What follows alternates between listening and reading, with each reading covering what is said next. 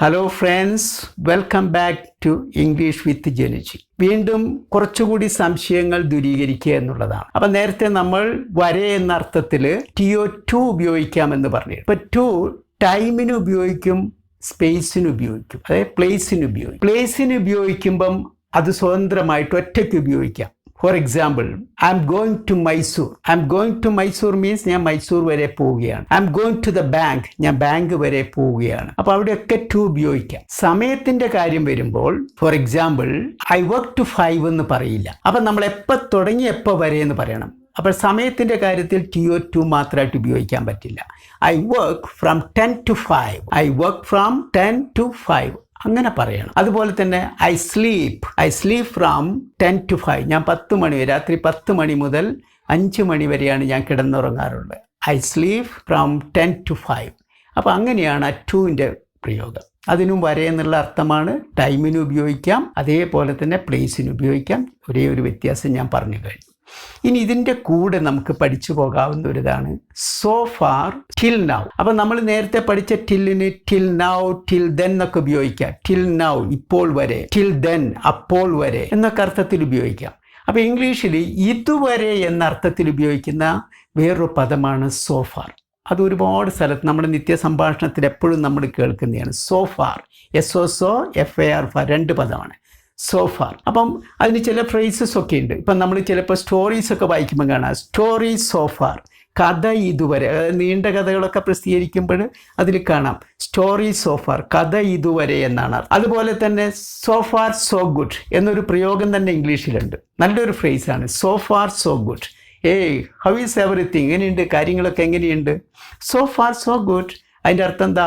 ഇതുവരെ കുഴപ്പമൊന്നുമില്ല, എല്ലാം ഭംഗിയായി പോകുന്നു എന്നാണ്. ഇവിടുത്തെ എനിക്ക് അങ്ങോട്ടേ ഉള്ളത് അറിയില്ല, ബട്ട് സോ ഫാർ അത് ഒരുപാട് സ്ഥലത്ത് ഉപയോഗിക്കാം. എങ്ങനെയുണ്ട് മീറ്റിംഗ് ഒക്കെ, എങ്ങനെയുണ്ട് ക്ലാസ് ഒക്കെ, എങ്ങനെയുണ്ട്, ഇങ്ങനെ എന്ത് ചോദിക്കും. How is the class, how is the programme, how is the meeting, how is the film, ഇതൊക്കെ ചോദിക്കുമ്പോഴും പറയാം സോ ഫാർ സോ ഗുഡ്, ഇതുവരെ കുഴപ്പമൊന്നുമില്ല എന്നാണ് അതിൻ്റെ അർത്ഥം, നന്നായിരിക്കുന്നുവെന്ന്. ഇനി സോ ഫാറിന് ഒരുപാട് സന്ദർഭങ്ങളിൽ നമുക്ക് ഉപയോഗിക്കാം. So far I am happy in my work. എൻ്റെ തൊഴിലിൽ ഞാൻ ഇതുവരെ സന്തോഷവാനാണ്. അതിൻ്റെ അർത്ഥം അതിൽ മാറ്റമൊന്നും വന്നില്ല, കുറേ കാലമായിട്ട് ഇപ്പോഴും സന്തോഷവാനാണ്. അതിന് പകരം നമ്മൾ ടിൽ നൗ ഉപയോഗിക്കുകയാണെങ്കിൽ ചെറിയൊരു അർത്ഥ വ്യത്യാസമുണ്ട്. I was happy in my work till now. അതായത് എൻ്റെ ജോലിയിൽ ഞാൻ സംതൃപ്തനായിരുന്നു, സന്തോഷവാനായിരുന്നു, പക്ഷേ ഇപ്പം അത് മാറി എന്നാണ്. അതിൻ്റെ അർത്ഥം ഇതുവരെ, അതായത് ഈ പറയുന്നതിൻ്റെ തൊട്ട് മുമ്പ് വരെ എനിക്ക് സന്തോഷമൊക്കെ ഉണ്ടായിരുന്നു, കുറേ കാലം സന്തോഷമാണ്, പക്ഷേ ഇപ്പം അതിൽ മാറ്റം വന്നു, ആ സന്തോഷം എന്തോ നഷ്ടപ്പെട്ടു. അപ്പോൾ അതുകൊണ്ട് നോക്കാം, അവിടെ പാസ്റ്റ് ടെൻസാണ് ഉപയോഗിക്കുന്നത്.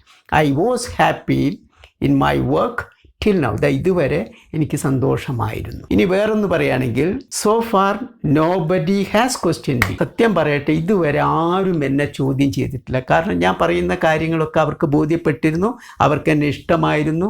അതുകൊണ്ട് ആരും എന്നെ ചോദ്യം ചെയ്തിട്ടില്ല. So far nobody has question me. ഇതുവരെ ആരും എന്നെ ചോദ്യം ചെയ്തിട്ടില്ല. Nobody question me till now.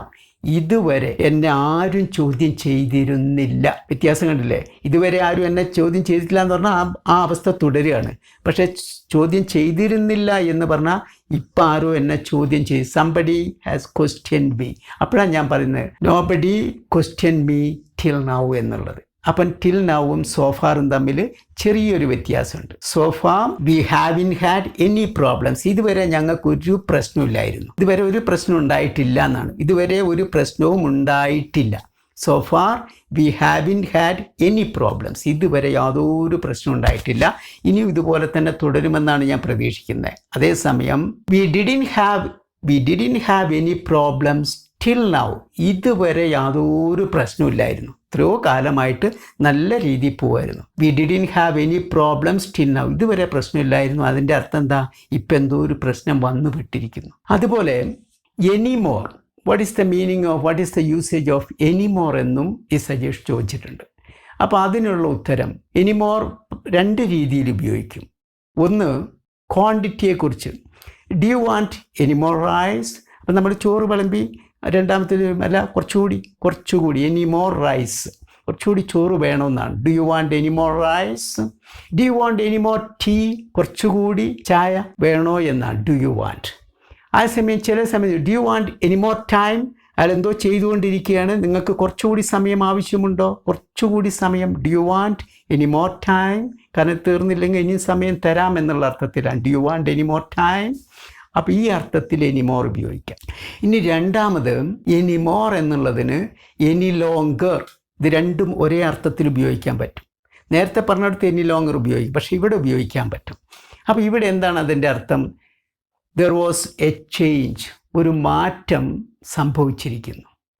അപ്പോൾ ഒരു എക്സാമ്പിൾ പറയുകയാണെങ്കിൽ, we use to be friends, we use to be good friends, ഞങ്ങൾ നല്ല കൂട്ടുകാരായിരുന്നു.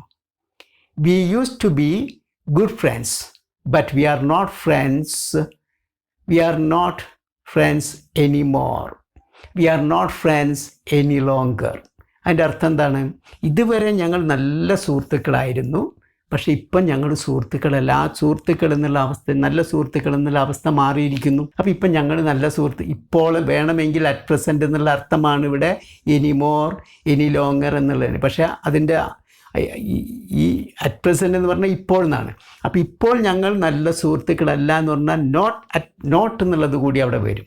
So you see, we are not friends any more, we are not friends any longer എന്നർത്ഥത്തിൽ ഉപയോഗിക്കാം. ഇനി she use to work here, she use to work here, അവളിവിടെ ജോലി ചെയ്തിരുന്നു. She use to work here, now she doesn't work here any more, she doesn't work here any longer.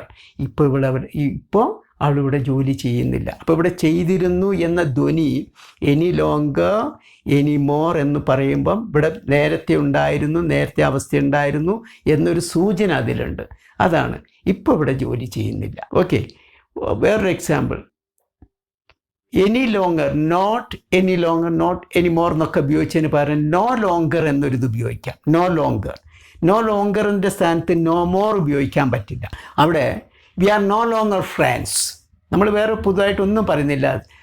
നമ്മൾ എന്താ പറയുമ്പോൾ, oh we are no longer friends, ഇപ്പം ഞങ്ങൾ സുഹൃത്തുക്കളല്ല, ഇപ്പോൾ ഞങ്ങൾ സുഹൃത്തുക്കളല്ല എന്നുള്ള അർത്ഥമേ ഉള്ളൂ. അവിടെ ഒരു ധ്വനിയുണ്ട്, ഞങ്ങൾ നേരത്തെ സുഹൃത്തുക്കളായിരുന്നു. അവിടെയാണ്, അതുകൊണ്ടാണ് നോ ലോങ്ങർ ഉപയോഗിച്ചത്.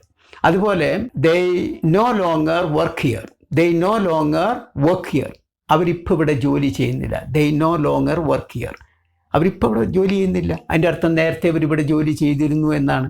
അപ്പോൾ ഇങ്ങനെ അവിടെ ഒന്നും നോ മോർ എന്ന പദം ഉപയോഗിക്കാൻ പറ്റില്ല. നോ മോർ എന്ന് പറഞ്ഞിട്ടുണ്ടെങ്കിൽ ഒരർത്ഥം നമ്മൾ നേരത്തെ പഠിച്ചിട്ടുണ്ട്. She is no more, her father is no more, her mother is no more എന്ന് പറഞ്ഞാൽ അവളുടെ അമ്മ അല്ലെങ്കിൽ അച്ഛൻ ജീവിച്ചിരിപ്പില്ല എന്നൊരർത്ഥത്തിൽ ഈ നോ മോർ ഉപയോഗിക്കും. ഏതായാലും ഇവിടെ ആ നോ ലോങ്ങറിൻ്റെ സ്ഥാനത്ത് നോ മോർ എന്ന പ്രയോഗം. Okay friends, I hope you have understood. Thank you very much for watching this video. Goodbye till we meet again.